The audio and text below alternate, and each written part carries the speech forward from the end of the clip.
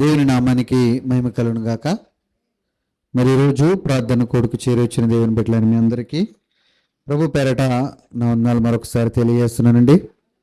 మరి ఇలాగా ఈ చల్లపూట చల్లగా దేవుని సన్నిధిలో కూర్చుని కొన్ని నిమిషాలు మరి మనసారా పాటల ద్వారా ఆయన ఘనపరుచుకునేటువంటి గొప్ప ధన్యతను దేవుడు మనకి ఇచ్చినందుకు నిజంగా మనం ఎంతో ధన్యులమండి. చాలామందికి ఎందుకు ధన్యులు అని నేను అంటున్నానంటే, చాలామందికి ప్రపంచంలో క్రైస్తవులుగా పిలువబడుతున్న వారికి దేవుణ్ణి ఆరాధించుకోవాలి, ఘనపరుచుకోవాలి, దేవుణ్ణి మహిమపరుచుకోవాలని మనసు నిండా ఉన్న వారికి ఉన్న పరిస్థితి చాలా భయంకరమైన స్థితిలో చాలామంది క్రైస్తవ్యం ఉంది రోజు. కానీ దేవుడు కృపను బట్టి, దేవుడు ప్రేమను బట్టి మనకిట్టి ధన్యత ఇచ్చినప్పుడు నిజంగా మనం ధన్యులమా కాదా? చాలా అదృష్టవంతులు అంటాను. మనస్ఫూర్తిగా కన్న తండ్రిని చల్లపూట ఇటు రీతిగా చక్కటి ఆరోగ్యంతో మరి దేవుని గణపరుచుకునే స్థితినిచ్చారు. మరొకసారి ఆయన మాటలు విని మన జీవితాల్లో ఏ లోటు ఉందో ఆ లోటును సరిచేసుకుని దేవుడి దగ్గరికి చేరగలిగేటువంటి ఒక గొప్ప ధన్యతను దేవుడు మళ్ళీ మనకి అనుగ్రహించారండి. కనుక అందుకే ఈరోజు మనకు ప్రార్థన కూడిక కనుక ఇది క్రైస్తవ్యానికి ఏది అవసరమో అని ఆలోచిస్తేనండి ప్రార్థనే అవసరం. ఎందుకంటే ఇప్పుడున్న పరిస్థితులు చాలా భయంకరంగా ఉన్నాయి. వినపడుతున్న ఏ వార్త కూడా శుభం పలికే ఒక్క మాట అంటే మంచి మాట, సువార్త కానీ శుభవార్త అంటే మంచి మాటలు సమాజంలో చూడు వినపట్టలేదు. ఏదైనా న్యూస్ చూద్దాము అని అంటే పలానోళ్ళకి మేలు జరిగింది, లేదా ఇలా క్షేమంగా ఉన్నారు, ఈ దేశం బాగుంది, ఈ రాష్ట్రం బాగుంది, ఈ గ్రామం బాగుంది, లేదు ఈ పరిపాలన బాగుంది, ఈ రాష్ట్రం బాగుంది అని చెప్పుకోవటానికి ప్రపంచంలో ఏ స్థలము కూడా బాగుంది అని చెప్పుకోవటానికి లేనట్టుగా కనపడుతుంది. అంటే ప్రపంచం ఎటు వెళ్ళిపోతుంది అంటే ఎప్పుడు ఎవరు ఊహించినటువంటి దారిలోకి, ఎవరు ఊహించినవి ఇలాంటివి కూడా చూస్తామా అనేటువంటి పరిస్థితికి వెళ్ళిపోతుంది. ఆల్రెడీ పొద్దున మనం చూసాం గొంతోళ్ళు అనుకుంటా మనం. అంటే ఇటువంటి పరిస్థితికి వెళ్ళిపోతుంది మన ప్రాంతంలో కూడా. అసలు ఎవరు ఊహించలేదు, ఎక్కడో జరుగుతుంది మహారాష్ట్రలోనూ లేకపోతే ఒరిస్సాలోనూ ఎక్కడో జరుగుతున్నాయి అనుకున్న కొద్ది కాలంలోనే మన ఇంటి పక్కకు కూడా మన ప్రాంతాలకు కూడా వచ్చేసింది. ఇది ఎందుకనంటే దేవుడు ముందుగానే చెప్పాడండి, వాడికి సమయం తక్కువ. ఎవడికి? సాతానికి. అందుకే వాడి సమయాన్ని చాలా సద్వినియోగం చేసుకుంటున్నాడు. సమయం తక్కువ కనుక వాడు ఏం చేస్తున్నాడు, గర్జించు సింహం వలె, సింహం నెమ్మతంగా రాదు, ఇంకా ఎక్కడ చూసినా అరుపులు, కేకలు, అల్లర్లు తప్ప ఇంకేమీ లేదు. అందుకే వాడి పనేడు చేసుకుంటున్నాడు. అందుకే మనల్ని కూడా దేవుడు మెలకుగానే ఉండమన్నాడు తప్ప ఆత్మీయ జీవితంలో నిద్రపోయేటువంటి వారుగా ఉండమని చెప్పలేదండి. మరి ఆడే అంత ఫాస్ట్గా పనిచేస్తుంటే క్రైస్తవం కూడా ఎలా పనిచేయాలి చెప్పండి? దేవుడి విషయంలో చాలా ఫాస్ట్గా పనిచేయాలి. సాతానుడు ఎంత అణిచివేయాలనుకున్నాడో క్రైస్తవం అంత పైకి లెగిస్తుందండి. 100% లెగిస్తుంది అని కూడా దేవుడు చెప్పాడు. లెగాలి కూడా. ఎవరో క్రైస్తవుడికి భయమంటూ ఉండదండి. సాతాను ఎంత విజృంభిస్తూ ఉంటాడో క్రైస్తవుడు అంత ధైర్యాన్ని తెచ్చుకుంటూ ఉంటాడు. ఓకే, ఈరోజు ఈ పొజిషన్లో కొంచెం భయం కలుగుతున్నా దేవుడిని అనుకున్న బిడ్డలందరికీ దేవుడు ధైర్యాన్ని ఇస్తూనే ఉంటాడు. దేవుడు సహాయం చేయడం నేను అన్నాను. ఎంత కావాలో ధైర్యం అంత ఇస్తాడు. నువ్వు జయించటానికి నీకు సహాయం చేస్తాడు, కానీ నువ్వు జయించాలి. కంపల్సరీ విజయాన్ని దేవుడు మనకు ఒకరోజు ఇస్తాడండి. అపవాదం మీద మనకు విజయాన్ని కంపల్సరీ ఇస్తాడు ఒకరోజు. ఆ రోజు మనకు విజయం వచ్చిన తర్వాత ఎంత ఆనందంగా ఉంటామంటే మనం పొందుకునే ఆనందం ప్రపంచంలో ఇంతవరకు ఎవరు పొందుకొని ఉండరు. చెప్పాడు కూడా దేవుడు, యాకోబు పత్రికలో చెప్పినట్టున్నాడు, మీ సంతోషాన్ని దుఃఖంగా మార్చుకోండి. మీరు ఏడుస్తున్నారా, మీ ఆనందాన్ని ఏడుపుగా మార్చుకోండి. కానీ ఒకరోజు వస్తుంది మీకు ఈరోజు నవ్వేవాడు ఆడి ఏడుపుకు ఆగటం ఉండదు, ఇంకా అంత ఉండదు. అడిగి ఉంటుందా? ఉండదండి. ఈరోజు నవ్వేవాడు లైఫ్ లాంగ్ జీవితకాలం ఏడుస్తూ ఉండాలి. అది గుర్తుంచుకోండి. ఈరోజు మనం కొద్ది కాలం బాధలు కానీ, అవమానాలు కానీ, హేళన కానీ, లేదా కన్నీళ్ళు కానీ ఇవి చాలా కొద్ది కాలమే. కొద్ది కాలం ఏడ్చిన మనం జీవితాంత కాలము చాలా ఆనందంగా ఉంటాం. ఏంటి మీరు ఒకటి గుర్తుంచుకోండి, దిక్కుమొక్కు లేనోడు అంత ధైర్యంగా ఉంటే మనకు దిక్కు ఉంది, మనకు మొక్కు ఉంది. మనం మొక్కుతున్న మొక్కుకి ఒక దిక్కు చూపెడుతున్నాడు దేవుడు. వాళ్ళు మొక్కుతున్న మొక్కులకి ఒక దిక్కు లేదు, వాళ్ళకు మొక్కు లేదు. వాళ్ళే అంత అలా ఉంటే అన్నీ ఉన్నా మనం ఎంత అలా ఉండాలి? దిక్కు మొక్కు లేనుడు మన మీద చేసిన మనం భయపడాల్సిన పని లేదు. మనకు అన్నీ ఉన్నాయి ఆల్రెడీ రెడీగా. రిజర్వేషన్ అందరికీ కన్ఫర్మ్ అయ్యే సీట్లు ఉన్నాయి. భయపడవలసిన పని ఏమీ లేదండి. వాళ్ళ ఆనందం కానీ ఎవరిదైనా సరే సంతోషం తాత్కాలికమైంది తప్ప శాశ్వతమైంది కాదు. మన బాధలు తాత్కాలికమైనవి తప్ప శాశ్వతమైనవి కాదు. మన ఆనందం శాశ్వతమైంది. అందుకే క్రైస్తవుడు జరుగుతున్న విపత్తులు చూసి భయపడవలసిన పని లేదు. ఓహో, నా ప్రభువు రాటకు సిద్ధపడుతున్నాడు, అందుకే ఇలాంటి విపత్తులు జరుగుతున్నాయి. ఎందుకని ఇలా జరుగుతాయని దేవుడు ముందుగానే బైబిల్లో రాశాడు. ప్రేమలని ఏమవుతాయంట? చల్లారిపోతాయి. మనుషుల మీద మనుషులు లెగిస్తారు, రాజ్యాల మీదకి రాజ్యాలు లెగిస్తాయి, దేశాల మీదకి దేశాలు లెగిస్తాయి. అన్నీ బైబిల్ చెప్పినట్టుగా జరుగుతున్నప్పుడు మనం ఆనందపడాలి తప్ప భయపడవలసిన పనేమీ లేదు. కానీ ఈ సమయంలో ప్రపంచంలో ఉన్న ప్రతి క్రైస్తవుడు చేయవలసింది ఏదైనా ఉంది అనంటే ఒకే ఒకటి చేయాలండి, అది ప్రార్థన. చూడండి ఒకసారి మార్కు సువార్త చూడండి అందరూ. మార్కు సువార్త 1వ అధ్యాయము చదవండి. అదండి కాదు, 1:35. అదే ఆయన పెందలకాడే లేచి ఇంకను చాలా చీకటి ఉండగానే అరణ్య ప్రదేశమునకు వెళ్ళి అక్కడ ప్రార్థన చేయుచుండెను. ఇక్కడ ఏమన్నా ఆయన అంటే ఎవరు చెప్పండి? యేసుప్రభు గారు. బాగా గుర్తుంచుకోండి మీరు. ఆయన అంటే ఎవరంటే యేసుప్రభు గారు. పెందలకాడే లేచి అన్నాడు. అంటే పెందలకాడే అన్నారు. ఎంత పెందలకాడే అని ఆలోచిస్తే ఆయన అన్నారు, చీకటి ఉండగానే అన్నాడా, చాలా చీకటి ఉండగానే అన్నాడు. అక్కడ ప్రతిదీ మనం అండర్లైన్ చేసుకోవాలి. చాలా చీకటి ఉండగానే ఆయన బయలుదేరి, ఎక్కడి నుంచి బయలుదేరాడు? ఆయన ఉన్న స్థలం నుంచి. ఇప్పుడు నేను అన్నాను, మనం కూడా ప్రార్థన చేయాలి. ఎప్పుడు లేగాలి? పెందల కాడే లేగాలంటండి. ప్రార్థన చేసేవారు ఎప్పుడు లేగాలి? పెందల కాడే. ప్రభా ఎంత పెందల కాడే అని అడిగామనుకో, ఆయన చెప్తున్నారు, నాన్న చాలా చీకటి ఉండాలి అన్నాడు. ఒకవేళ మనందరం ఎప్పుడు ప్రార్థన చేస్తాం క్రైస్తవ్యం అంతా అనంటే, ఇంకా చాలా చీకటి ఉందా, అయితే పడుకోవాలి. మనకే దేవుడికి చూడండి, యేసుప్రభు గారికి తేడా చూడండి. ఇక్కడ ఆయనేమో ఎక్కడ తెల్లారిపోద్దో కొంచెమైనా వెలుతురు కనపడితే కంగారు వస్తుంది ఆయనకి. మనకేమో కొంచెం చీకటిగా ఉన్నా కంగారు వస్తుంది మనకి. అప్పుడే ఎందుకు, ఇంకా తెల్లారలేదు కదా, లేదా తెల్లారుతూ ఉంటే చేద్దాం. కానీ యేసుప్రభు గారు చేస్తున్న ప్రార్థనకి మన ప్రార్థనకి చాలా తేడా ఉందండి. మనం నిజంగా చాలా చీకటి ఉంటే లెగిస్తామా, కొంచెం వెలుతురు ఉంటే లెగుతామా? కొంచెం తెల్లారుతూ ఉండాలండి మనకి యేసుప్రభు గారు. అంటే ఇప్పటి నుంచి మనం ఏం చేయాలి? ఓకే, చాలా చీకటి ఉండగా లెగిసిన వాళ్ళు ఉంటే మంచిదే. ఒకవేళ ఎవరైనా సరే లెగట్లేదనుకోండి, ఈరోజు దేవుడు మాట్లాడుతున్న మాటను బట్టి రేపటి నుంచి లెగమని మాట్లాడుతున్నాడా? చాలా చీకటి ఉండగా లేదమ్మా, నువ్వు రోజు ఏ టైం లేతున్నావు ఆ టైం లేగాని అన్నాడా? లేదండి.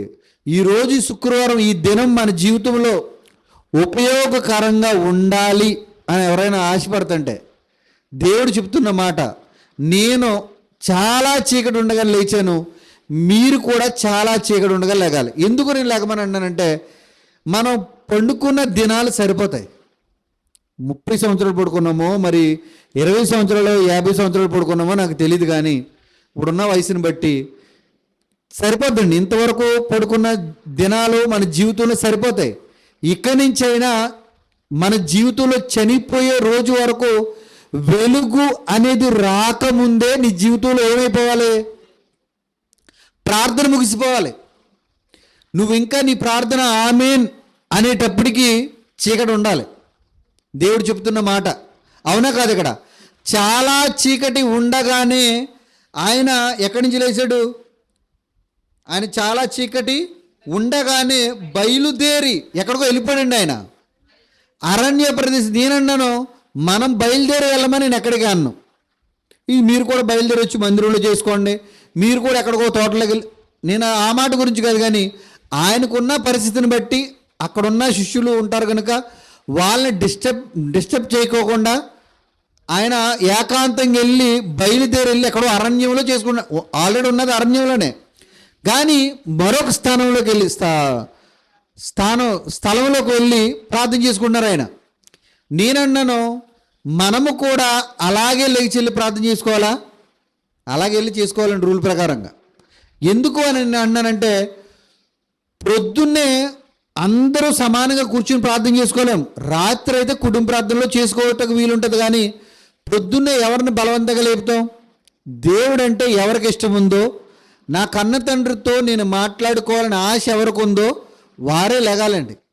ఇప్పుడు మన భార్యను లేపలేం, మీరు చేసుకోండి అని అంటది. భర్తను లేపలేం, నువ్వు చేసుకోయే బాబు అంటాడు. పిల్లలు లేపలేం, అలాగేంది అంత దేవుడి మీద మక్కువ, ఆ ప్రేమ ఇంకా తెలియదు వాళ్ళకి, లోకంలో ఉన్నారు కనుక. కానీ వ్యక్తిగతంగా నువ్వు చేసుకోవాలంటాను. ఎందుకంటే మనకు ఒకటి గుర్తు రావాలండి, నా ప్రాంతంలో మొట్టమొదటి ప్రార్థన నాదే వెళ్ళాలి నా తండ్రి దగ్గరికి. నా గ్రూపులో నా ప్రార్థన, నా స్వరమే నా కన్న తండ్రి చెవులను తాకాలి అనే ఆలోచన, ధ్యానం మనకు ఉండాలి. నా ప్రార్థనే మొట్టమొదటిగా పరలోకంలో శబ్దం, నా శబ్దమే, నా స్వరమే పరలోకంలో వినపడాలి అనే ఆశ మనకు ఉందనుకోండి, ఎప్పుడు తెల్లారిపోతే అని భయమేస్తూ ఉంటుందండి. తెల్లారితే భయమేస్తుంది. నీకు 1 గంటకు మెలు వచ్చిందా చేసుకో, ఎన్నింటికైనా పర్వాలేదు, కానీ వెలుగు అనేది రాకముందే ఆమేన్ అనేటువంటి మాట మన నోట రావాలండి. ఎందుకంటే నిజంగా ప్రతిరోజు ఇంకెంతకాలం ఉంటాం చెప్పండి? అయిపోయింది ఆల్రెడీ, మన వయసు చాలా కాలం అయిపోయింది. ఉంటాము అని చెప్పుకోవటానికి నమ్మకాలు కానీ ఆధారాలు కానీ ఎక్కడ లేదు, ఏ విధంగా చూసుకున్నా లేదు. ఎందుకు నేను ఇక నుంచైనా లెగమని అనడం తెలుసా? మనం బ్రతకటానికి ఆధారం లేదండి. ఎందుకంటే మనం త్రాగుతున్న నీళ్ళు విషమండి. విషం తాగుతున్నా మనం తెలియట్లేదు. మనం తింటున్న ఆహారం కూడా విషమే. మనకి ఏది కూడా శ్రేష్టమైనది లేదు.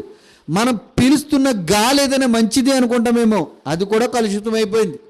ఇలా మీరు ఏది చూసుకున్నా, ఏది మనం వాడుతున్న వస్తువుల వల్ల మనకు అనారోగ్యాలు, మనం తింటున్న ఆఖరికి ఫ్రూట్స్ చాలా మంచి కదా అని అనుకుంటున్నాం, అవి కూడా భయంకరమైన ఎరువేసి పండిస్తున్నారు, మందులు కొట్టి పండిస్తున్నారు. ఏది మంచిది కాదండి, ఏది మంచిది కాదు.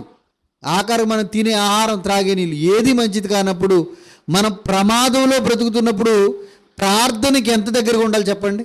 అవునా కాదా? ఏదో ఒకప్పుడంటే ఇంకా 10 సంవత్సరాలు చూద్దారా అనుకునే వాళ్ళు, ఇప్పుడు ఆ మాట అంటే ఎవరికి నోట రావట్లేదు. పరిస్థితులు బాగోలేదు, అసలు ఎవరికీ బాగోట్లేదు.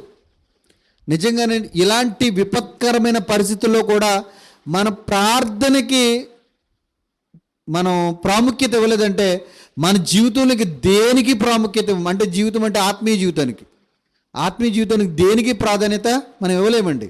దయచేసి మొట్టమొదటిగా మన జీవితంలో తొలిమెట్టు ఏంటంటే ప్రార్థన, ఆత్మీయ జీవితం. ఆ తర్వాత నువ్వు ఏ మెట్టు ఎక్కుతావు ఎక్కువ, కానీ ఆత్మీయ జీవితంలో మొట్టమొదటిగా లేగాలి. నిజంగా మనకు ప్రయాణం ఉంటే లెగిస్తాం, అవసరం ఉంటే లెగిస్తాం, హాస్పిటల్కి వెళ్ళాలంటే లెగిస్తాం, ఏది ఉన్నా లెగిస్తాం అన్నప్పుడు, అవసరాలు ఉన్నప్పుడు లెగిస్తాము అనుకున్నప్పుడు మన ఆత్మ కోసం ఇంకెంతకాలం ఉంటామో తెలియదు కదా, దేవుడి దగ్గరికి వెళ్ళిపోతాం. నా కన్న తండ్రిని నేను సంతోషపెట్టాలి, నా కన్న తండ్రిని నేను ఆనందపరచాలి, నా కన్న తండ్రి నాకు ఇచ్చిన జీవితాన్ని బట్టి ఆయనకంటూ ఒక తృప్తి కలిగించేటట్టుగా, నాకు తృప్తి కలిగించేటట్టుగా నా జీవితం పట్ల నేను బ్రతకాలి అనే ఆశ మనకేం పుట్టట్లేదో చెప్పండి? నిజంగా నేను అన్నాను, యేసుప్రభు గారు ప్రార్థన చేశారంటే మనల్ని చేయమనా చేయొద్దనా? చేయమని యేసుప్రభు గారు చేయమని బోల్డ్ వచ్చినాలు ఉన్నాయి. కోడి కుయ్యకు ముందే లెగమంటాడు, వేకువజామునే లెగమంటాడు, రేయి మొదటి జామునే లెగమంటాడు. అంటే మనల్ని కూడా లెగమని ఎన్ని వచ్చినాలు చెప్పారు ఆయన? చెప్పారు లేదు? అంటే చెప్పారు అని అంటే ఎవరు ప్రార్థన చేస్తారా అని ఆయన ఎదురు చూస్తున్నాడా లేదా? నేను నా పిల్లల స్వరాలు వింటాక ఆయన సిద్ధంగా ఉన్నాడు, కానీ ఈరోజు ప్రపంచ క్రైస్తవ్యం ప్రార్థన చేయటానికి సిద్ధంగా లేదు అని నేను అన్న, కానీ ఆయన చెప్పిన టయానికి చేయటానికి సిద్ధంగా లేనట్టుగా కొంతమంది ఉంటారండి. అందరూ అని నేను అనలేదు, నాకు తెలియదు కనుక. కానీ దయచేసి మీరు గమనించండి, ఆయన ప్రార్థన చేయమన్నారంటే నిజంగా మన ప్రార్థనలు వినాలని ఎంత ఆశ చెప్పండి తండ్రికి.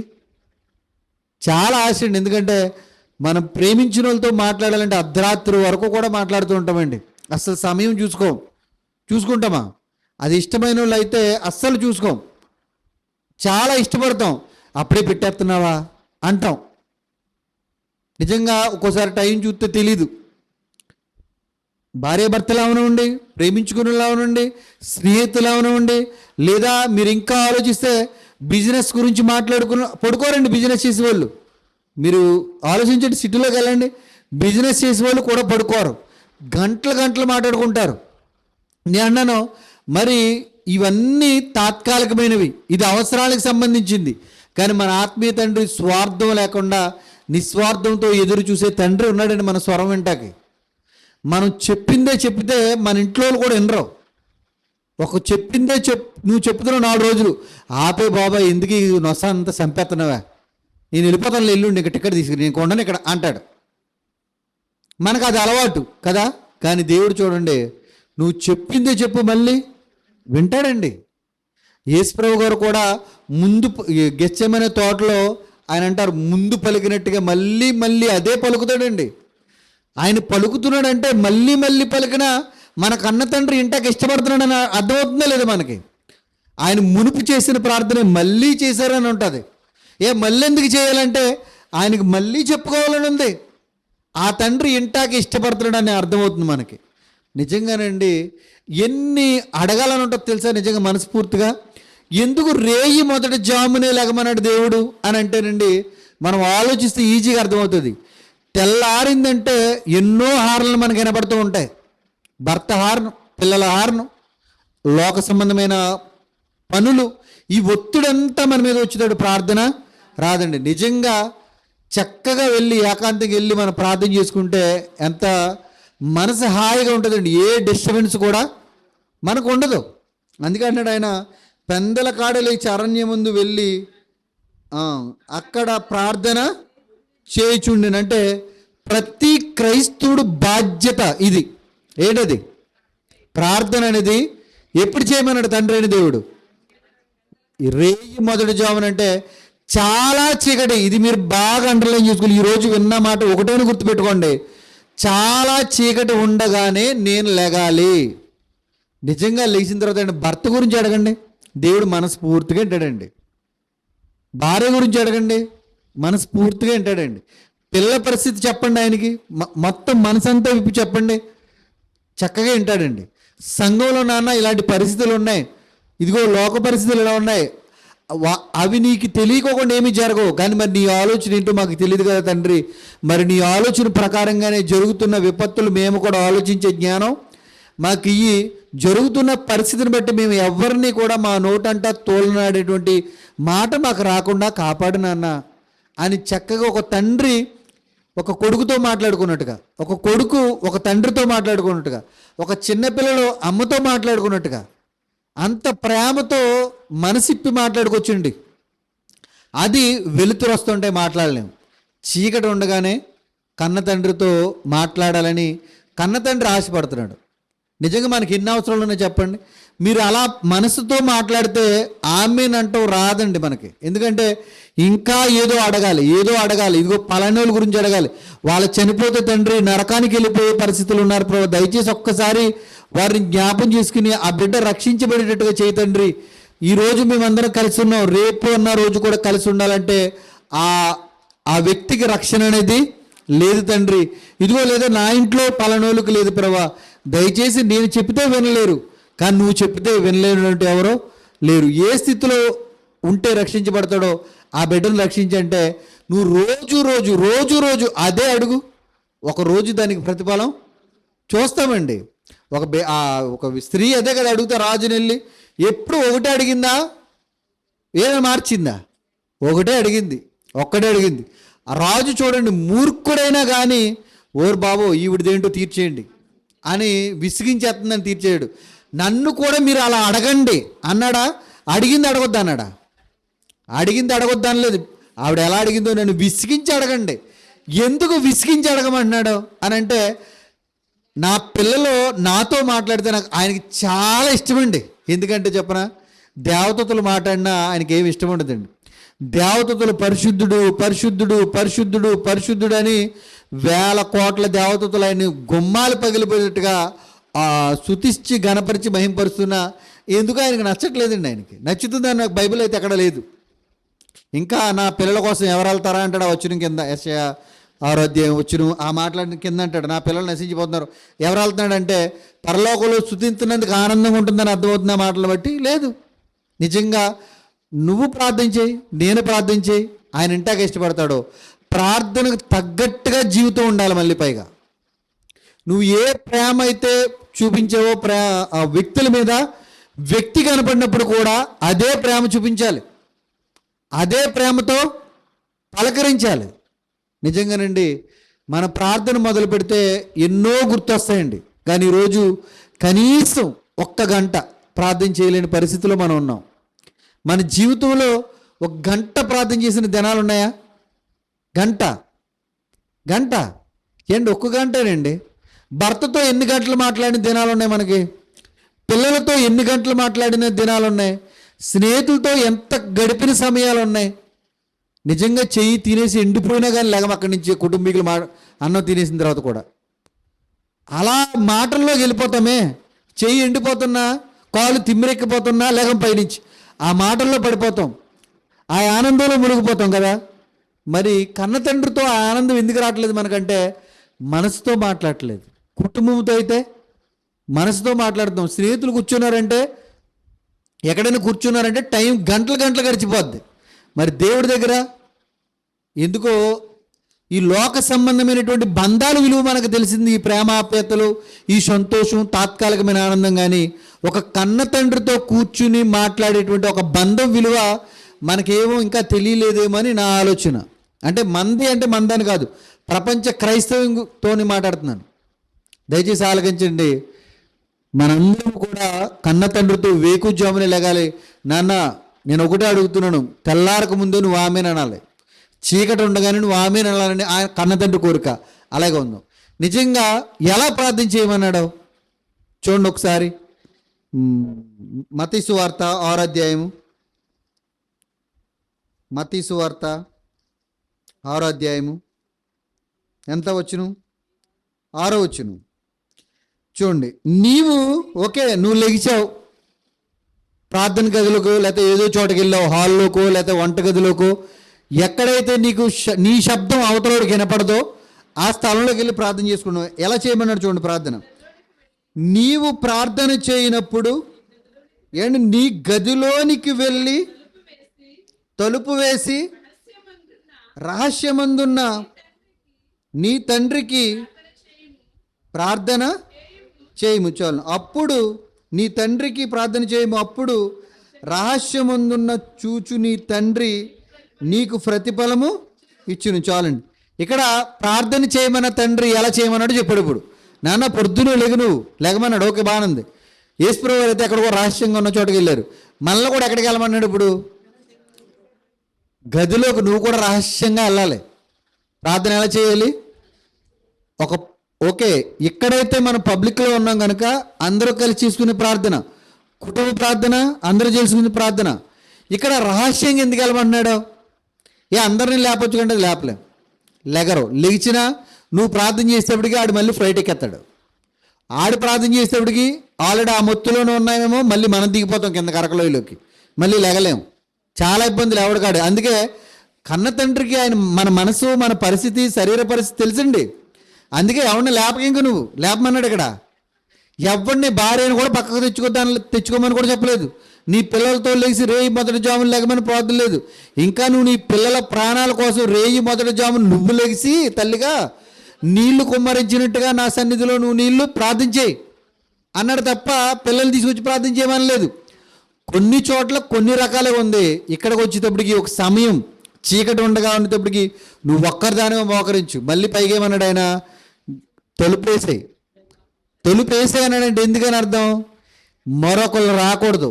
నువ్వు నేను ఉన్నప్పుడు మన మధ్యలోకి ఎవ్వరు కూడా రాకూడదు. అంటే చూడండి, నిజంగా మనం అంటే ఎంత ఇష్టం చెప్పండి ఆయన. నువ్వు నాతో మాట్లాడుతున్నప్పుడు ఇంకొకటి డిస్టర్బ్ చేయకూడదు. నీ మాటలు నేను చక్కగా వినాలి. నిజంగా ఎలా ఉంటుందో చెప్పండి. మీకు రహస్యంగా మాట్లాడుకునే స్థలాలు ఎక్కడ కనపడతాయి చెప్పండి? మీకు ఎక్కడ కనపడతాయి? ఎక్కడ కనపడతాయి? ఒకడు సమాధిలోకి వెళ్ళిపోతాడు ఏకంగానే, చీకటైనా కానీ వాడికి తెలియదు పోనట్టుకుని, వాళ్ళిద్దరే మాట్లాడుకుంటారు. ఇంక అక్కడ లేదు. పార్కుల్లో చూడండి, నేను హైదరాబాద్లో 10 సంవత్సరాలు ఉన్నాను. పార్కుల్లో చూడండి, ఎక్కడో ట్యాంక్ బండి పక్కన మురుకు కొంపు డ్రైనేజ్, సెప్టిక్ ట్యాంక్ అంటారు దాన్ని. ట్యాంక్ బండిని సెప్టిక్ ట్యాంక్ అంటారు. సిటీలో అంతా అక్కడికే వస్తుంది. కానీ వాళ్ళిద్దరు అక్కడే కూర్చుంటారండి. వాళ్ళకి ప్రపంచం తెలియదు. తెలుసా మీకు? అబద్ధం కాదండి, వాళ్ళకి ప్రపంచం తెలీదు. మనం ఆ కుణం చోట నడిచి వెళ్ళాలంటే చచ్చిపోతాం, ఊపిరితిత్తులు పోతాయి మనకి, మూత్రపిండలు మొత్తానికి అన్ని పోతాయి మనకు పీల్చలేక. కానీ వాళ్ళిద్దరిగా ఏం తెలియదు. తెలుసా ఎందుకని? వాళ్ళిద్దరూ కూర్చున్న చోట ఎవరో రాకూడదు అంటే మీకేమర్థం అవుతుంది? ఒక మనుషులు కలుస్తున్న చోటనే ఎవరో రాకూడదు మన మధ్యన అని. ఎక్కడికో వెళ్ళిపోతున్నప్పుడు ప్రేమించుకునే వాళ్ళ జంట, కన్న తండ్రికి కూడా అదే ఆశ అండి. నాన్న నువ్వు నా దగ్గరికి వస్తున్నాడు, ఎవడు రాకూడదు, తొలిపేసేయి అన్నాడా లేదు ఇక్కడ? కన్న తండ్రి కూడా అదే ఆశ అండి. కానీ మనం తొలిపేస్తాం కానీ హృదయానికి తొలిపెయ్యం, తొలుపు అక్కడేస్తాం కానీ ఆలోచనలో తొలిపెయ్యం. వేస్తామా? ఆలోచనలో తొలిపేయమండి. ఆయనతో మాట్లాడుతుంటాం కానీ ఆయన లెగిసి అడిగినా శబ్దం వస్తుంది. తెల్లారిపోయి ఉంటుంది అంటవా? టీ రెడీ చేయాలి, స్కూల్ బస్సు, పిల్లలు, వీటికి తాళం వేయం. ఈ మాత్రం కూడా తొలిపేయక ముందే అన్ని తెచ్చేసుకుని హృదయంలో పెట్టుకుంటాం. అలా చేసే ప్రార్థన పనికిరాదండి. దేవుడు మళ్ళీ అది బాధపడతాడు. వస్తాడు ఆయన మన దగ్గరికి, తొలిపేసింది నా కూతురు అమ్మ, నాతో మాట్లాడితే సిద్ధపడుతుంది, నా కూతురు అమ్మ మనసిచ్చి మాట్లాడుతుంది, అందరూ పడుకున్నారు, పోన్లే నా కూతురు లేచిందని చాలా ఆనందపడే సమయంలో ప్రార్థన మొదలెట్టిన 10 నిమిషాల్లో మళ్ళీ ఎక్కడికో బయటికి వెళ్ళి వచ్చేస్తుంది, ఈ గదిలోనే ఉంటుంది. కానీ కన్న తండ్రి చూస్తూ ఉంటాడండి. ఆయన బాధపడుతుంటాడు, నా దగ్గరకు వచ్చి ఎక్కడెక్కడో ఆలోచిస్తుంది ఏంటి అని. అందుకే కన్న తండ్రి కోరుకునేది ఒకటే, మనసును కోరుకున్నాడో మనసంతా. అందుకే ఆయన అన్నాడు, పూర్ణ హృదయంతో, పూర్ణ ఆత్మతో, పూర్ణ శక్తితో, పూర్ణ బలముతో నన్ను నువ్వు ప్రేమించాలి. ప్రేమించాలి. ఎలా ప్రేమించమని చెప్పండి? నిజంగా వ్యక్తిగతంగా మనం మాట్లాడుకున్నప్పుడు అవతల మాట్లాడుతున్న యువతలు ఆలోచిందనుకో, వెళ్ళిపో, ఎక్కడో ఉన్నట్టు వెళ్ళిపో, ఎందుకంటే కూర్చోవడం వేస్ట్ అంటది వెంటనే. తెలుసా మీకు? వెంటనే అంటది వెళ్ళిపో, ఎక్కడో ఆలోచిందో నా మాట వింటలేదు నువ్వు అంటే అర్థమైపోద్ది. వీళ్ళకే అర్థమైపోతున్నాడు మన మనసు. నిజంగా కన్న తండ్రి మనసు ఎరిగిన వాడండి. మనమేం ఆలోచిద్దాం, పోనీ ఈవిడ గురించి ఆలోచిద్దాం అనుకుందాం, పోనీ కానీ ఎవరో గురించి ఆలోచిద్దాం వెళ్ళిపోను అంటది. కానీ కన్న తండ్రి ఈ పక్కోళ్ళకే మన మనసు ఏంటో తెలిసిపోయినప్పుడు దేవుడికి తెలీదా? తెలిసిండి. తెలిసినప్పుడు ఎంత బాధపడతాడు. జస్ట్ 1/2 సెకండ్ 10 సెకండ్లు వాళ్ళ మాట్లాడుతున్న మాటలకు రెస్పాన్స్ అవ్వలేనందుకు 5 సెకండ్లో రిప్లై అన్నీ చూపించి బాధపడినప్పుడు మరి కన్న తండ్రి కూడా బాధపడ్డా? ఆయన మన స్వరం వినాలని, మన ప్రార్థన వినాలని, మన బాధలన్నీ చెప్పుకున్నప్పుడు తీర్చాలని ఆయన ఇష్టపడుతున్నప్పుడు నువ్వు ఆలోచన మారిపోతే ఆయన చాలా బాధపడతాడండి. దయచేసి అందుకే గదిలో ఉన్నప్పుడు అంట రహస్యంగా వెళ్ళి తొలిపేసిన ప్రార్థించేమనంటే, అందుకే ఒక వేశ్యతో కలుసుకున్నవాడు వాళ్ళిద్దరూ ఏకదేహం అయిపోతున్నారు కదా. మరి మనిద్దరం కలుసుకున్నప్పుడు ఎలా ఉండాలి తెలుసా? ఏక ఆత్మీయ ఉండాలని 1 Corinthians 6:18-19 చెప్తాడండి. వేశ్యతో కలుసుకున్నవాడు ఏకదేహం అయిపోతున్నారు. అట్టువలే అంటాడు. ఎవరిని కలిపాడు చూడండి దేవుడు? ఒక వేశ్యని కలిపాడు. అట్టువలే అంటే ఏంటి? వాళ్ళిద్దరూ ఎలా కలిసిపోతున్నారో అట్టువలే మనము కూడా మనిద్దరం కలిసినప్పుడు ఏక ఆత్మయ్యై ఉన్నాము అంటాడు. ఏక ఆత్మ. నిజంగా దేవుడికి మనల్ని కలిసిపోవాలని అంత ఇష్టమో చెప్పండి దేవుడికి. అలా మనకు ఉంటుందా? దేవుడు నేను ఇప్పుడు ఒకటైపోవాలి అనే ఆలోచనతో ప్రార్థన చేస్తామా? కానీ దేవుడైతే నువ్వు నేను ఇప్పుడు ఒకటైపోతున్నావు అని ఆనందపడుతున్నాడు ఆయన. కానీ మనమేంటో ఆ ఫీలింగ్తో వెళ్ళట్లేదేమో. నిజంగా ఆ ఆశతో వెళ్ళండి. నిజంగా మనం ప్రార్థన చేసినప్పుడు రాత్రి అనుకోవాలమ్మో, నేను పొద్దున్నే 4 గంటలకల్లా లెగిసిపోవాలి, లేదా కనీసం 4:30 కల్లా లెగిసిపోవాలి. అరగంట అయినా కనీసం ప్రార్థన చేయాలి. కూర్చో, గంట అవుతుందో తెలియదు మనకి, తెలియదండి. ఎందుకంటే ఆయన ఇప్పుడు ఇందాక పాట పాడాం మనం, నువ్వు ఉంటే నాకు నీ దగ్గర ఉంటే చాలు అని ఏదో మొత్తాన్ని పాట పాడాం. నిజంగా పాటకు తగ్గ జీవితం మనకు ఉండాలండి. నువ్వు ఉంటే నాకు ఏ లోటు లేదు ప్రభా, ఉంటుందే అన్నీ లెగిసిపోతావు. ఆయన ఉంటే ఎక్కువసేపు ఉంచుకోలేము ఆయన్ని. భర్తను ఎక్కువసేపు ఉంచుకుంటాం, భార్యను ఎక్కువసేపు ఉంచుకుంటాం, పిల్లల్ని, స్నేహితుల్ని, సమస్త చెత్త అంతా ఎక్కువసేపు ఉంచుకుంటాం. కానీ ఆయన ఎక్కువసేపు ఉంచుకోలేం. ఒక గంటన్నర ప్రార్థనలో 15 నిమిషాలు 20 నిమిషాలు అంతేనా? కానీ మరి నువ్వు ఉంటే నువ్వు ఉన్న చోటే నేను ఉంటాను, నేనున్న చోటే నువ్వు ఉండంటే ఉంటుందే? అబద్ధం అండి ఇదంతా. ఏంటో అబద్ధం కాదా? అబద్ధంగా కనపట్టలేదా? అబద్ధమేనండి. నువ్వు ఉంటే నాకు చాలు ప్రభా, నువ్వు ఉంటే నాకు ఇంకేం వద్దు అంటున్నావు. అసలు వెంటనే తరిమేత్తం తలుపులు తీసాయండి. దయచేసి గమనించండి, మనలతో మన మాట మన ప్రార్థన వినాలని కన్న తండ్రి చాలా ఇష్టపడుతున్నాడండి. నిజంగా ఇంకో మాట చూడండి, 14వ అధ్యాయం అదే మత్తయి సువార్త ఎలా ప్రార్థన చేయాలో చదువు మనం ముగించుకుందాం. దీన్ని వచ్చే శుక్రవారం కానీ లేదా పై వచ్చే శుక్రవారం కానీ మనం మాట్లాడుకుందాం, సమయం అవుతుంది కనుక. మత్తయి సువార్త 14వ అధ్యాయము 23వ వచనం ఇది చదివి ముగించుకుందాం మనం. ఆయన చూడండి, ఆ జన సమూహములు అంటే అర్థం ఏంటి తెలుసా? మీరు పైన చూడండి, నేను ఇప్పుడు చదివించట్లేదు. పైన 5,000 మందికి రొట్టెలు పంచి పెడతాడండి ఆయన. అంటే ఇంచుమించుగా 5,000 మంది అంటే ఇంచుమించుగా ఒక పెద్ద సభ జరిగింది. మీరు ఆలకించాలి, పెద్ద సభ జరిగింది. ఆ సభలో ఇంతవరకు ఆయన ఎవరితో ఉన్నట్లు లెక్క? తండ్రి పనిలో ఉన్నారు ఆయన. తండ్రి పనిలో పొద్దు నుంచి సాయంకాలం దాకా ఉన్నప్పుడు, తండ్రితో ఉన్నప్పుడు ఆయన ఏం చేయాలి? ఇంక సభ అయిపోయింది. జన సమూహములను పంపించేశారు. పంపించేసిన తర్వాత రెస్ట్ తీసుకోవాలా లేదా కదా? చూడండి ఏం చేస్తున్నారు చూడండి. ఆయన జన సమూహములను ఆయన పంపివేసి ప్రార్థన చేయుటకు ఏకాంతముగా కొండ ఎక్కిపోయి సాయంకాలం అయినప్పుడు ఒంటరిగా ఉండను. ఇంకా మీరు పైన వచనాలు చదివితే కింద వచనాలు చదివితే ఆయన దగ్గర ఉన్న 12 మంది శిష్యులు కూడా పంపించేస్తారండి ఆయన. అదేంటి? శిష్యులే కదా, పక్కన పెట్టుకోవచ్చు కదా. మీకు అర్థమవుతుందా? ఇప్పుడు జన సమూహాలు ఎనుకపోరు, వాళ్ళు వండుకోవాలి, పిల్లలు ఉన్నారు, ఫ్యామిలీ, కొంచెం ఇబ్బందులు ఉంటాయి. నాన్న మీరు వెళ్ళిపోండి, జనసమూహం పంపించేశాడు, మీటింగ్ అయిపోయింది, పంపించేశారు సాయంకాలం పూట. శిష్యులకి అయితే ఏమైనా పని ఉందా? వీళ్ళకి ఫ్యామిలీలు ఉన్నా కానీ ఈయనతోటే ఉన్నారు, యేసుప్రభు గారితో. మరి నాన్న మీరు ఉండండి, వెళ్ళిపోయారు కదా, మనం ప్రార్థన చేస్తుందాం అనాలి. కానీ యేసుప్రభు గారు చూడండి, వాళ్ళు కూడా మీరు అద్దరికి వెళ్ళిపోండి అంటాడు. మీరు అధ్యాయం చదువుకోండి, కానీ అద్దరికి వెళ్ళిపోండి అని చెప్పిన తర్వాత వీళ్ళు వెళ్ళిపోతారు. వెంటనే అక్కడ చాలా పదప్రయోగం చాలా బాగుంటుందండి. ఆయన చాలా వెంటనే మీరు వెంటనే వెళ్ళిపోండి, కాల్సి చేయకండి, వెంటనే వెళ్ళిపోండి అంటాడు. అస్సలు ఉండొద్దు, వెంటనే వాళ్ళని తరిమెత్తారండి యేసుప్రభు గారు. ఎందుకో తెలుసా? ఏకాంతంగా వెళ్ళి యేసుప్రభు గారు తండ్రి అయిన దేవుడితో ప్రార్థన చేసుకోవాలి.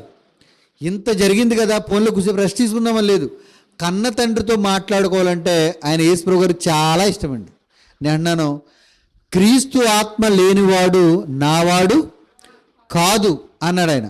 నిజంగా మరి క్రీస్తు ఆత్మ మనలో ఉంటే ఎంతమంది ప్రార్థన చేసుకుంటాం మనం? ఇప్పుడు నేను అంటున్నాను, ఆయనైతే పొద్దు నుంచి సాయంకాలం దాకా సభలో ఉన్నారో మళ్ళీ వెంటనే ప్రార్థనకి వెళ్ళారు. నేను అన్నాను, మన జీవితంలో ఆదివారం ఆరాధన అయిపోయిన తర్వాత అలమారులో బైబిల్ గ్రంథం పెట్టిన తర్వాత ప్రార్థన చేసుకోలేని వాళ్ళు ఎవరు చేతులు ఎత్తండి. తండ్రి ఈరోజు నువ్వు మాతో మాట్లాడావు, ఈ ఆదివారం నిన్ను ఆరాధించుకున్నటువంటి ఒక గొప్ప ధన్యత తండ్రి నువ్వు నాకు ఇచ్చావు, అందుని బట్టి నీకు స్తోత్రాలు. మరి విన్న మాటలు సంఘమైన మేమందరము కూడా ప్రభా, దయచేసి ఎవ్వరము పసిపిల్లల కానించి వృద్ధాపులున్న ఏ ఒక్కరు కూడా నీ మాటల్లో తప్పిపోయి బలహీనలై నరకానికి వెళ్ళిపోకుండా వారిని నన్ను కాపాడు. ఈ మాటలు మా జీవితంలో ఈ వారమంతా ఫలింపజేసేటట్టుగా మమ్మల్ని దీవించు తండ్రి. మాకు ఏమున్నా ఈ వారం ఏమి లేకపోయినా పర్లేదు, నీ మాటలను మాత్రం మా హృదయం నుంచి దూరం చేయొద్దు తండ్రి అని ఎవరు ప్రార్థన చేసుకున్నారు? మరి పొద్దు నుంచి సాయంకాలం దగ్గర సువార్త చేస్తున్నా ఇది అయిపోయిన తర్వాత తండ్రి ఇదిగో మరి స్టార్టింగ్ నుంచి నువ్వు కాపాడావు, నీ మాటలు వినిపించాను, నీ రాజ్యం గురించి చెప్పాను, నీ ప్రేమ గురించి చెప్పాను, నీ సంకల్పం అంతా నీ పిల్లలకు తెలియపరిచాను, వారిలో ఎవరో తప్పిపోకుండా దయచేసి వాళ్ళు కాపాడనే ప్రార్థన చేసుకుని ఉంటాడో, లేదా ప్రభువా ఏంటి అని మంచి చెడ్డ అడుగుంటాడా? ఏం చెప్పుంటాడు చెప్పండి?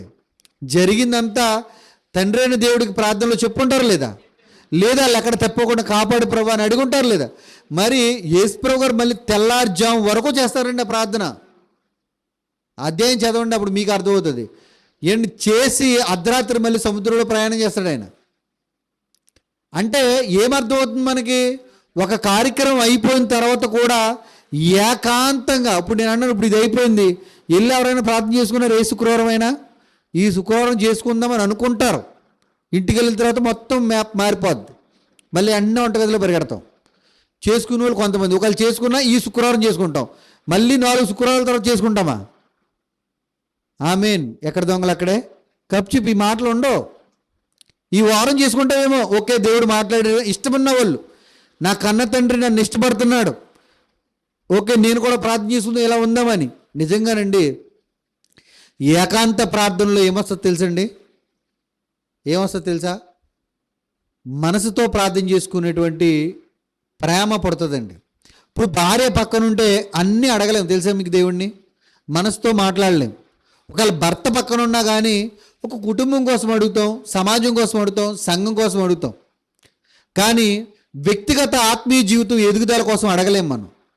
తండ్రి నా చూపులు బాగోట్లేదు నాన్న, దయచేసి నా మనసు మార్చు, ఎందుకో నేను ఇంకా నీలో బలపడదామని అనుకుంటున్నాను కానీ నేను ఎదగలేకపోతున్నాను తండ్రి, నీ ప్రేమ అయితే నా పట్ల చాలా ఉంది, నీ ప్రేమ నా పట్ల చాలా ఉంది, నేను ఎన్నోసార్లు తప్పిపోయాను, ఎన్నోసార్లు బలహీనైపోయాను, ఎన్నోసార్లు నిద్రపోయాను, లెగాలనుకున్నా లెగలేకపోతున్నాను, అయినా కానీ నీ ఉచితమైన కృప నా పట్ల అనుగ్రహించి ఎంతగానో కాపాడావు ప్రభా. తండ్రి ఇలాంటి నీచుడిని నువ్వు ప్రేమిస్తున్నావు, నీ ప్రేమ ఎంతో గొప్పది అని మన వ్యక్తిగత జీవితాన్ని దేవుడి దగ్గర పెట్టగలము. ఇప్పుడు నేను నా భార్య ఉంటే ఇలా పెట్టగలదనా? పెట్టలేను. నా భార్యని కాపాడు ప్రభా, నా భార్యకు అనారోగ్యం ఉంది రక్షించి తండ్రి, ఇదిగో నా పిల్లోడు ఇలాగా, నా కూతురు ఇలాగా, లేకపోతే సంఘం ఇలాగా, ఇలా అడుగుతాను తప్ప నా గురించి అడగలేను. నేను అందరి గురించి అడుగుతాను. కానీ వ్యక్తిగతంగా ఏకాంతంగా ఉన్నాను అనుకోండి, నా పరిస్థితి ఏంటో, నేను జీవించిన జీవితం ఏంటో, నా కన్న తండ్రి నా పట్ల చూపించిన ప్రేమ ఏంటో, నేను నడుచుకునే విధానం ఏంటో అస్సలు బాగోలేదు, తండ్రి నన్ను క్షమించు అని కన్నీటి ప్రార్థన చేస్తూ ఉంటామండి. కన్నీటి ప్రార్థన. నిజంగా నేను వాట్సాప్లో నిన్న మా క్లాస్ జరిగింది, అక్కడ గురువారం ఒక చెల్లి ప్రార్థన చేసిందండి. ఆ చెల్లి ప్రార్థన నేను కొంచెం విని రికార్డ్ చేసుకున్నాను. నా దగ్గర ఉంది 10 నిమిషాలు చేసింది ప్రార్థన, సంఘ ప్రార్థనలో.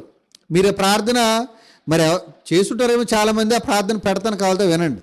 మామూలుగా నిజంగా ఆవిడ ప్రార్థన చేస్తుంటే నాకు కళ్ళంటే నీళ్ళు వస్తున్నాయి.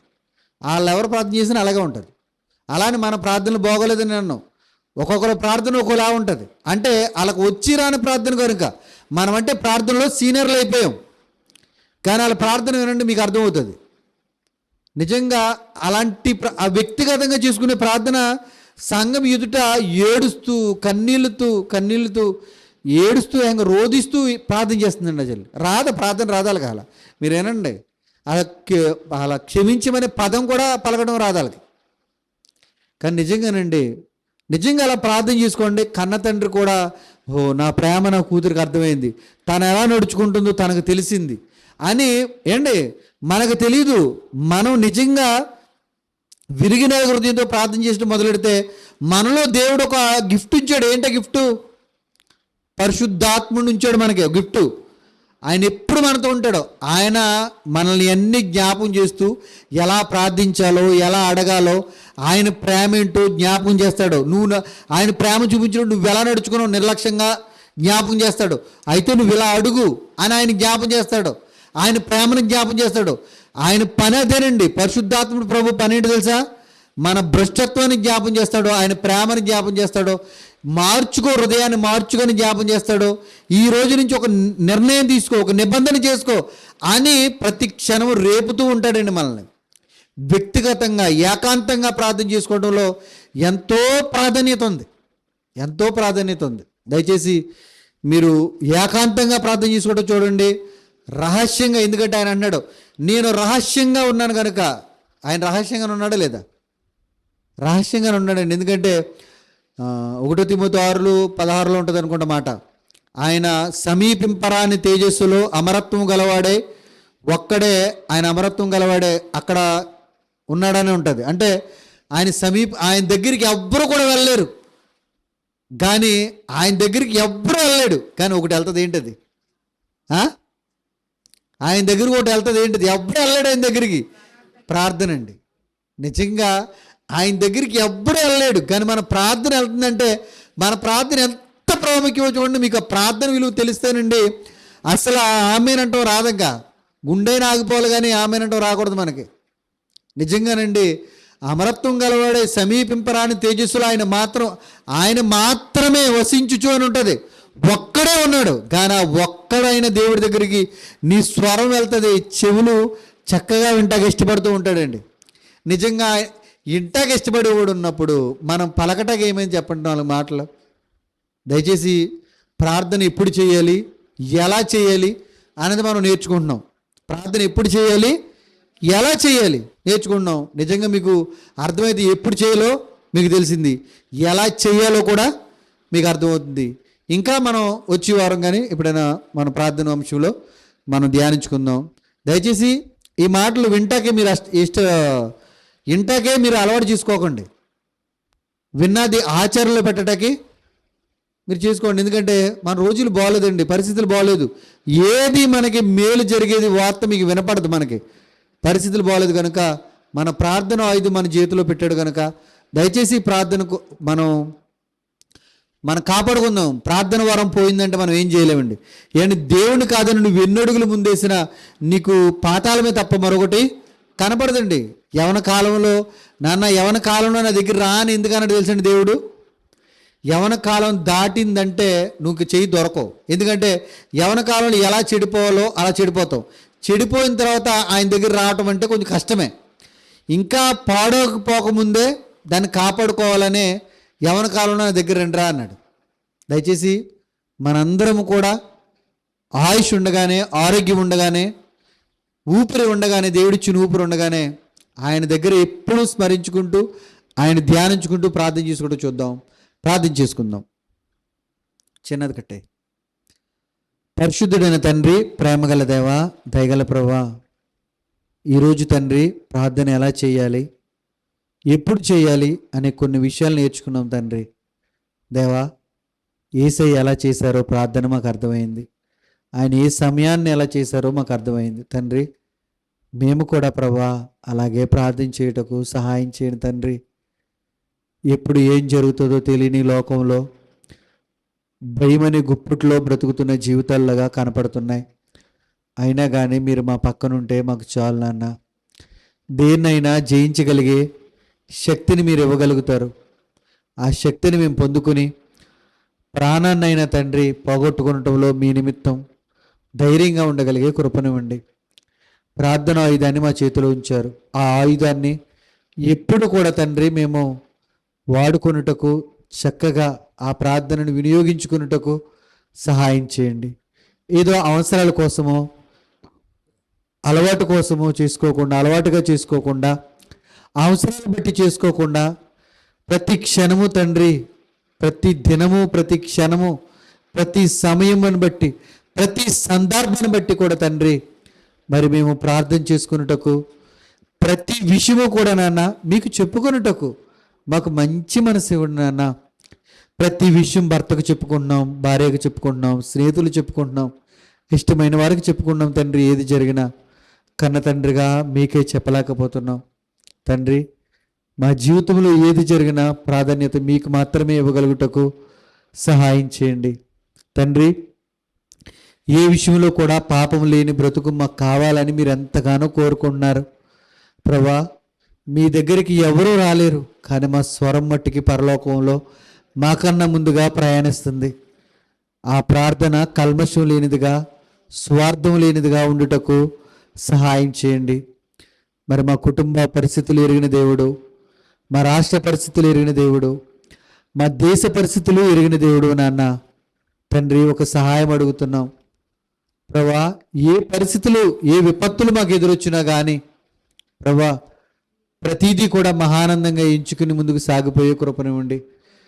మీకు తెలియకోకుండా, మీకు మరుగైనది ఏది భూమి మీద జరగదు ప్రభా. అన్నీ మీకు తెలిసే జరుగుతాయి ప్రభా. ఏది మీ చిత్తమో మాకు తెలియదు గనక మీ చిత్తానికి తల ఉంచి తండ్రి, శిరస్సు ఉంచి ప్రతి విషయంలో ప్రార్థన ద్వారా శక్తిని, బలాన్ని పొందుకుని కృపనివ్వండి.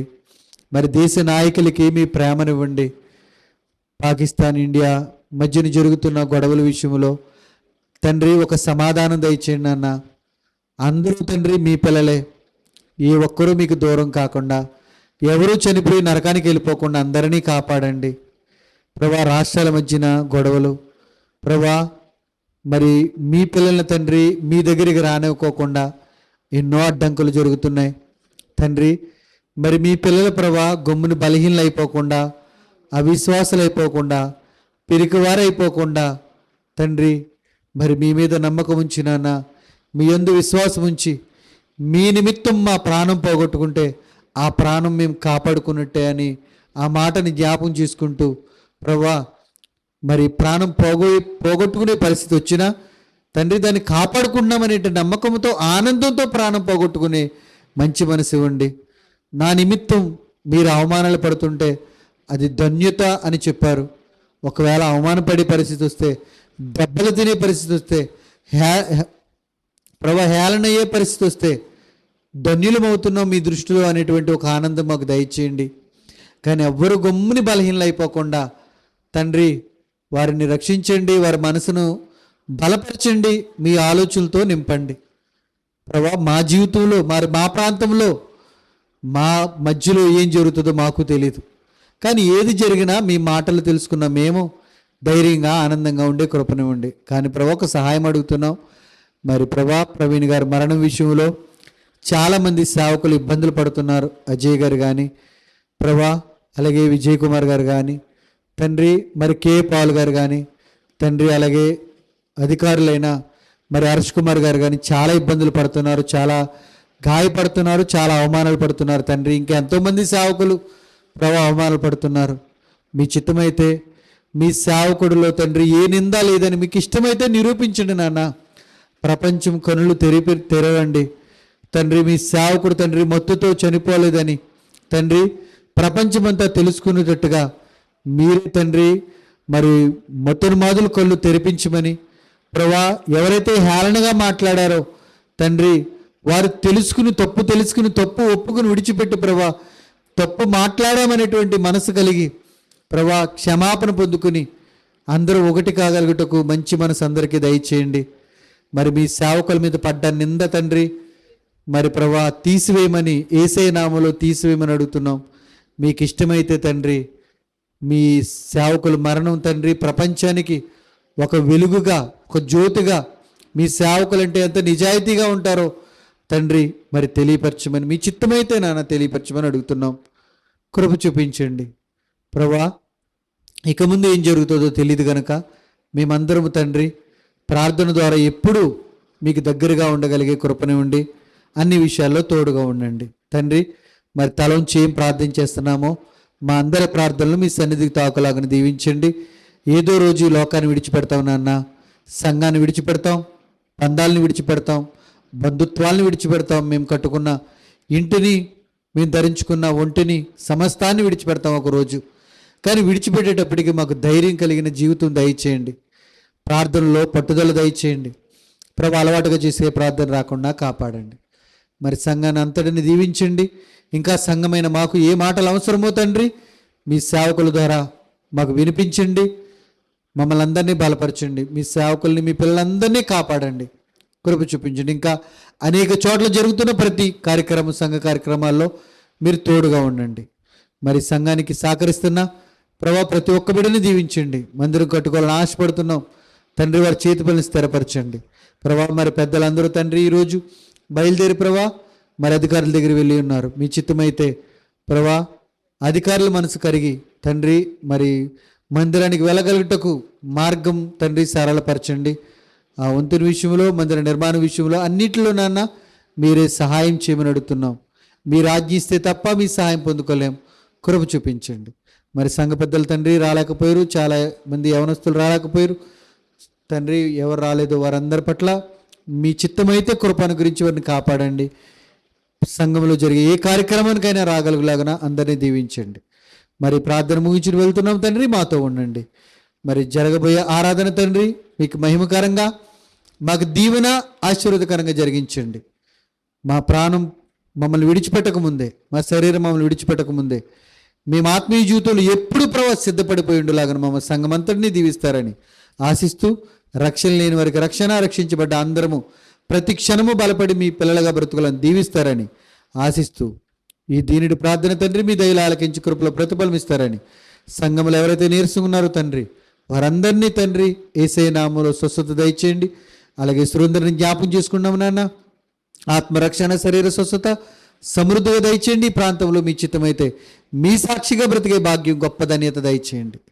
మీరే తోడుగా ఉంటారని ఆశిస్తూ మరి దీనుడి ప్రార్థన మీద ఇలా ఆలకించి మీ కృపలో ప్రతిఫలం ఇచ్చి మమ్మల్ని అందరినీ బలపరుస్తారని, ఈ మాటలు చనిపోయే వరకు మా అందరి జీవితంలో ప్రార్థన జీవితాలు ఫలించేలాగానే దీవిస్తారని యేసయ్య నామంలో ఈ ప్రార్థన దయగల మీ పాదాలు సమర్పించి మిక్కిలి బ్రతిమాలు వేడుకున్నాం ప్రేమగల తండ్రి, ఆమేన్. పరలోకమందున ప్రేమగల తండ్రిని దేవుని దయ, మా రక్షకుడైన క్రీస్తు వారి కృప, పరిశుద్ధాత్మ అన్యోన్య సహవాసం సదాకాలం తలంచిన మా అందరికను, సర్వలోకుల పరిశుద్ధులకును, దూరదేశంలో సంఘ బిడ్డలందరికీ తోడి నడిపించును గాక.